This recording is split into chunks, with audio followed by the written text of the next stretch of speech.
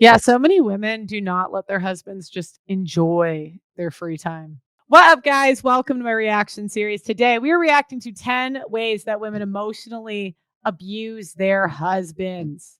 Today, we're going to look at the first five, but let's get into it. Let's get into what are the signs of emotional abuse. And again, it says emotional abuse centers around control, manipulation, and demeaning or threatening behavior. And it can be subtle or it can be overt and aggressive. First one is monitoring and controlling a person's behavior. So, ladies, think of, and again, I won't give examples for everyone, but checking your husband's phone constantly, reading his emails, checking his internet history, telling him who he should and shouldn't hang out with. This is a hard one for us women. We love doing this. It's very difficult. I don't think women are supposed to have access to like this much information. Like I don't think we are.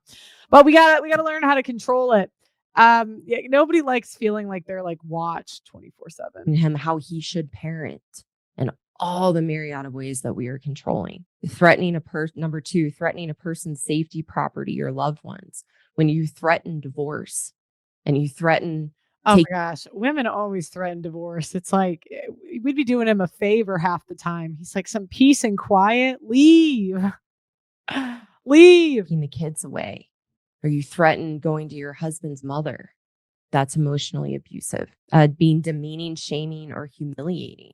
I've had many clients share with me things like, I'm so embarrassed of how I treat my husband. I actually had a client tell me, yeah, at my worst, I'll tell my husband he's being like a chick on his period, making fun of your husband to your girlfriends and in your social circles. Yeah, that's women are vicious. Women socially are so vicious. I mean, I don't talk about it much, but the stuff I was told about my father growing up, I mean, I thought he was like a terrible guy, you know. And it's like women have no idea how bad the stuff we're saying because we get away with saying so much bad stuff.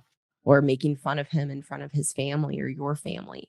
And we do that with little comments where we think we're being funny and cute, but it's incredibly hurtful.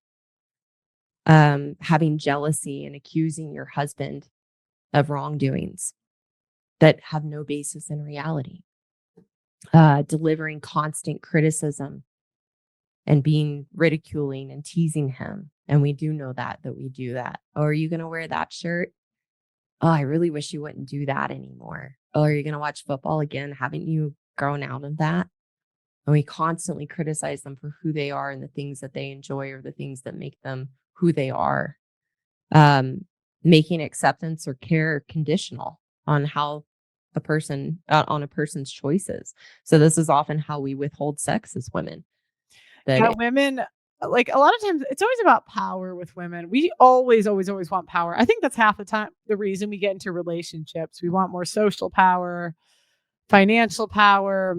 Um, and once we're in the relationship, the only power we have is sex. I mean, I guess I'm threatening to ruin the guy's life and leave. Um, yeah. If you're not going to do this, if you're going to continue to be this way, then we withhold sex. Or they do something to upset us, then we withhold sex. Refusing to allow a person to spend time alone.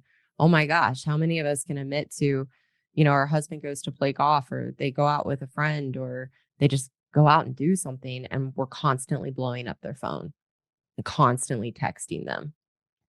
Yeah, so many women do not let their husbands just enjoy their free time. And the men end up resenting the wives. They really do. Or They love them, but they resent them. we throw temper tantrums when they want to go do something on themselves by themselves. So we arm them into not doing that. Thwarting a person's professional or personal goals. And we'll complain if our husband's working too much because he's trying to get a promotion or he's trying to build his business. And we find ways to make them fail and thwart them from their goals or tell them why they shouldn't have those goals. And then the last, or no, two more, instilling self-doubt and worthlessness, how much we make our husbands question themselves. And then gaslighting, making a person question. It's crazy because so many times I hear that women are the support system, but I think that more women are their husband's like worst enemy than their support system. Their competence and even their basic perceptual experiences.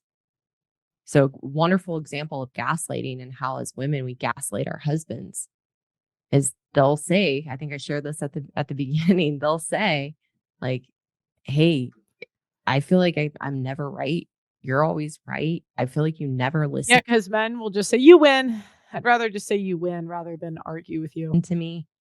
I feel like you're never available and you're really busy." They'll tell us the things that are bothering them in the relationship. And our knee jerk response is to tell them, "That's not how it is. Let me tell you how you're feeling is wrong. That's crazy. That's not who I am." Ladies, that's gaslighting. When you dismiss your husband's feelings and his experiences in the relationship and make him feel like he's crazy for feeling that way, that's gaslighting and it's emotional abuse. So, those are the signs of emotional abuse. And what Yeah, I agree with those. I agree, and women are the emotionally abusive gender. So often we talk about men being abusive. It's women that are the abusive ones, and a lot of times women have spent so little time paying attention to their husbands that they don't even realize how awful they are. I mean, the things I have seen women, like, put online making fun of their husbands, women would crash out if men did that to us, but women do it to men all the time. The trash talking the husbands in the whole social group. Women would freak out if men spoke about their wives like that. And they never do. Again, men naturally don't really need to be monitored because they're good people intrinsically, where women tend to be bad people intrinsically. So, anyways, guys, let me know what you think in the comments. Make sure you like the video, subscribe to the channel. Thank you for watching, and I'll see you next time.